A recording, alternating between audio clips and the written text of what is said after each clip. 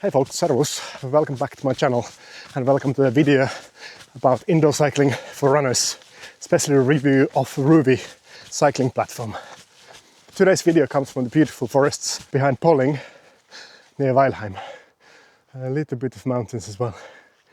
So welcome to my Sunday long run. I bought an indoor bike trainer recently. I bought it because I went and registered for a middle distance half Ironman triathlon in May. And training for bike here in Bayern in the middle of winter is not very easy. So I thought I need a way for training for the bike inside. I've now used it for a month or two and I found it very strikingly helpful for running as well. So I thought I would share my thoughts from runner's perspective as complementary training. Okay, let's get one thing straight first.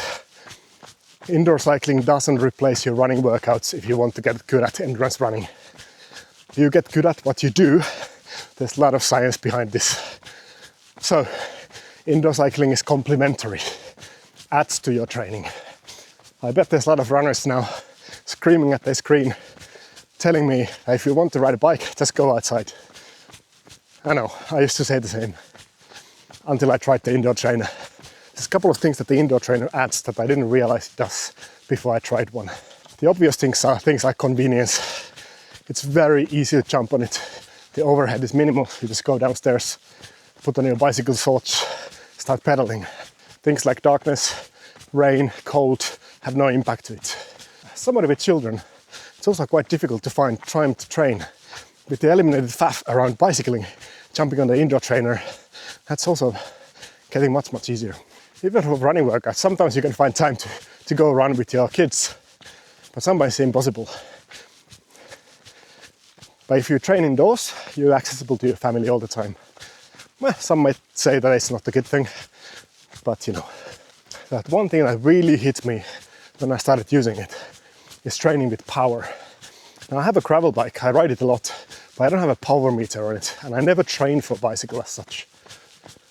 But with the trainer, it has integrated power meter in it. And the power is like a magical number. In cycling, it tells you a lot about your workout. It tells a lot about your fitness, your progress and everything around it. Armed with the power numbers, I've been doing structured workouts and understanding much more what I need to do. And I found one weakness in my running. I struggle to get high intensity workouts done. I mean, I do interval workouts and hill reps and I get my heart rate up, but the structure is missing. And I found that on bicycle, it's much easier to get into those high intensity sessions and intervals.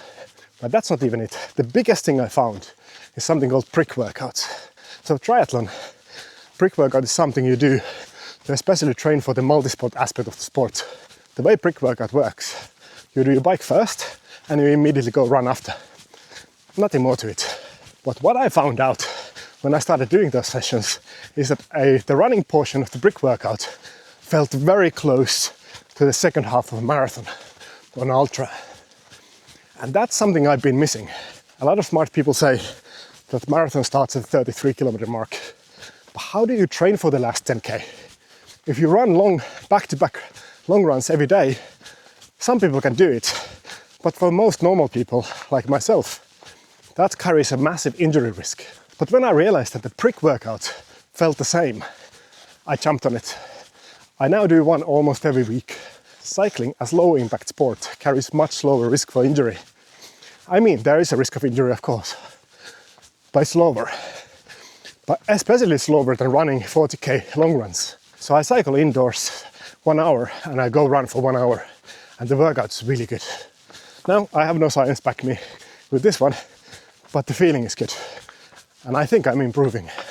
That's of course sample size of one and anecdotal, so take it with a grain of salt. But with these two things, high intensity workouts and brick workouts, I will keep the indoor cycling in my portfolio of training for endurance runs, even if I don't do triathlons. In this video, I want to talk about the cycling, especially from a runner's perspective. I'll go through my bike setup and the app setup, as well as a bit of a review of the Rouvy app. A small comparison to Swift, the most popular one. So let's head down to my basement to see how my setup looks like.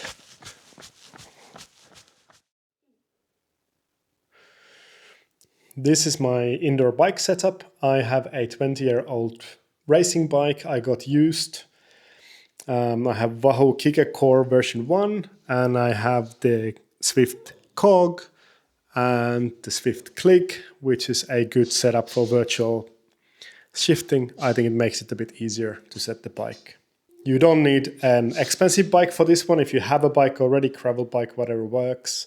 If you want to get a cheap bike, grab one with rim brakes, because people are switching to disc brakes, so they sell their rim brake bikes cheaply. Indoor, it doesn't really matter. This is a bike that works really well for racing short distance triathlons as well, and it really isn't very expensive. Getting set of aero bars might make your biking easier, and you have more positions you can be at. Don't forget to bring your towel. I also got a cheaper heart rate monitor I use just for indoor cycling, because I heard the indoor cycling might destroy your expensive Garmin heart rate monitors, and I want to keep mine in working conditions for my racing. I got pedals used once and shoes used once. They all work fine. One thing to think about is to grab one of these fans. This one is specifically meant for indoor cycling. It's great because it directs the airflow directly at you, and it's meant to be on the floor. But of course, you don't need the specific one. If you have a fan that works, use that one. Rouvy is on the TV in front of me, and it's connected to my Windows laptop with an HDMI cable. And that works fine. I also tried to use it on iPad. It works fine. I know it works fine on Android. Next, my computer, I have a smart speaker I can use for music when I get really tired. So setting up the trainer to your bike is actually quite easy. It comes with 2 different setups. You can have either through axle or this old setup what I have right here. You just remove the back tire and put your bike on there, and it really isn't a big problem. The instructions are really good with the Wahoo. It explains you exactly what you need to do, and took me about 5 minutes to get my bike there. There's also other type of trainers, ones that let you keep your back wheel on. Let's look what my friend Enrique has in his setup. Hello, this is my Kicker setup, my trainer setup. I'm using the Kicker Snap. It's very convenient because I don't need to take the wheel out from my bike. I can reuse it. And if I need to go for a ride, I just take it out and start riding.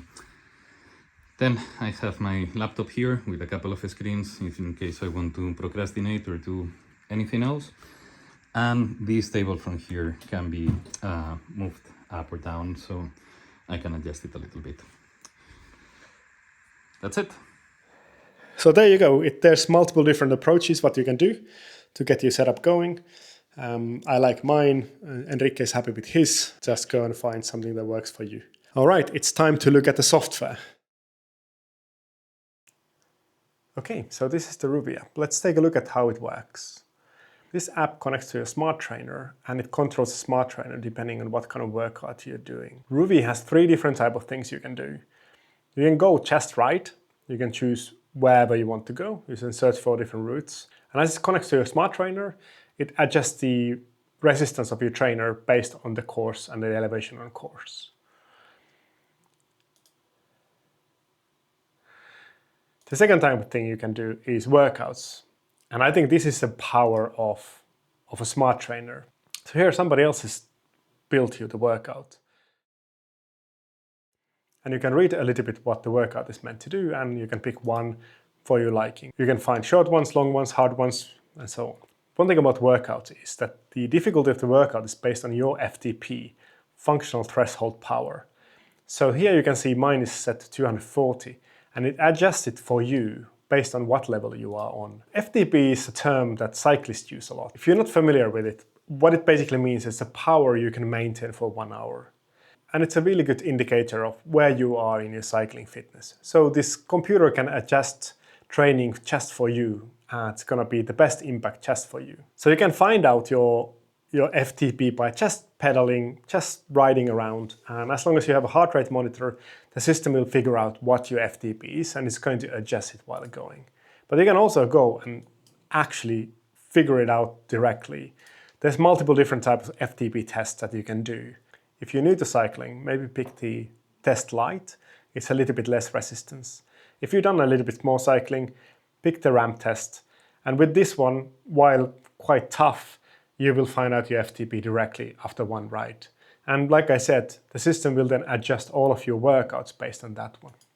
So you can pick individual workouts or you can pick workout plans. I'm, for example, doing this FTP builder right now. Like you see here, I'm done a few of them and a few of them left. I'm planning to make a video about this plan and how it impacted my FTP over 6 weeks. If you're a triathlete, there's really good ones here. There's really triathlon specific ones for half distance triathlon, and you can find others as well. So there's a lot of alternatives you can find. So some professional people have built workouts. One thing to note is that while they say, okay, this is 3 hours a week for weeks, you don't really have to do them exactly that time. It's just a suggestion. So, if you don't get to do all of them in the first week, you just leave one of them out. You can skip one or you can do that next week and so on. And the plan takes a bit longer than planned, but still fine. I really find this really, really good. Then the next one is racing. So these are events that are live, so you race against other live people on their smart trainers. Very similar that you must have seen on Zwift and others. Now, Rouvy has much less people than Zwift, so you don't see cyclists around when you ride all the time, especially if you don't pick a route that is being recommended. That's really not a problem if you're a runner and a triathlete, but if you are a bike racer, maybe Zwift is better for you. But if you go to a race, you join the event, it adds to your calendar and you go racing exactly when the race is happening, there's always people. I was just racing a race which has more than 1,000 people on it. So it's not like it's a ghost town, it just isn't as full as Zwift. Rouvy is building a lot of interesting stuff. For example, they have handpicked some routes and you can go ride around the world. And usually when you join this kind of courses, there's much more people riding at the same time. And of course you gain experience, you get levels, bragging rights, whatever.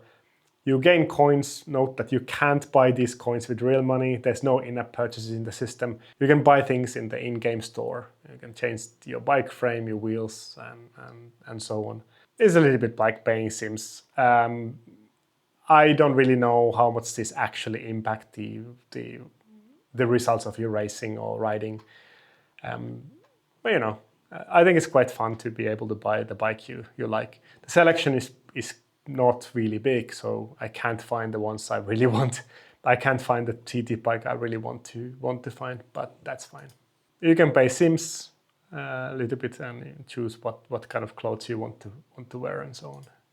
Rouvy is being updated quite regularly. It has new routes all the time. They just added gravel racing. They have a really good YouTube channel where they tell what's coming on and what's happening and what the new versions do and so on. I recommend subscribing there if you're interested in seeing what they do. They're quite responsive to feedback as well. Seem to be like the company is run by friendly people. I'm quite happy with them. Okay, let's then look at quickly on pricing. So these apps are not cheap. Same thing with Zwift. The pricing is really much comparable. I'm currently on the Duo plan. My wife is riding as well, so it's about 10 euros per month per person. If I would ride alone, it's 15 euros. Rouvy has kind of loyalty discount, so once you've been there long enough, you get a little bit of discount. I really also like that you can just pause the plan if you go for vacation and so on, so you don't have to pay for that time, even if you're on a yearly plan. Plus, when you're on a pause, you still have 20 hours per month to ride for free. So you don't have to give up it fully. Maybe you just have very little time to do it. I really like it. It's very kind of user-friendly. So Rouvy also connects to Garmin. So I have all my Rouvy workouts in here. Like you see, all the data is automatically popped up in here, as well as to Strava. But Garmin is kind of an important place for me to have, and all the details of your workout are automatically here, as well as sent the intervals that I see you. The Rouvy workouts just gave here. So intervals is where I really track my fitness mostly. So really happy to have really good connections and integrations. I never had any glitches with these ones. Not all the features are in the app. Some of the things are only manageable on the website, but that's pretty fine. For example, map is something that you can use, and if you want to choose a certain place where you want to ride, you can use the map on the website and find a route that you've been looking for, or if you want to ride around where you live and so on, so you might be able to find the ones. And you can find the route here, and then you can choose that one and add it to your ride later or favorites. So then you find it in the app easily. They have a calendar here, which is also not available in the app directly, as well as it's missing on the companion app. And also in here, they have much more detailed workout analysis. You can really look into what happened and what did you do if you're interested in going into details and into data. Rouvy also has a companion app you can use while riding. It allows you to do things like thumbs up to other people. Although I never see anybody doing that. I don't know if it's somehow not part of the culture. In Swift, everybody's always encouraging each other with the gestures. And Rouvy only had one, but I try to use it sometimes. That's mostly about the app. Like I said, Swift is way more popular, has more users, but it's not like Rouvy is a ghost town. There's enough users to have a social experience, but especially the triathlete where you don't have to worry about drafting and so on. I think Rouvy is better. During the workout, it shows you a video. It goes faster if you ride faster, slower if you ride slower. It shows a lot of details of your ride. If you do a workout, you see the intervals and everything in there. You see where the other people are, if there's other people on the course. I especially like that you can download the courses ahead of time. You don't have to worry about losing an internet connection and losing the course. However, if you happen to lose internet while you're riding, it doesn't actually break your ride. You just lose the connection to the other people.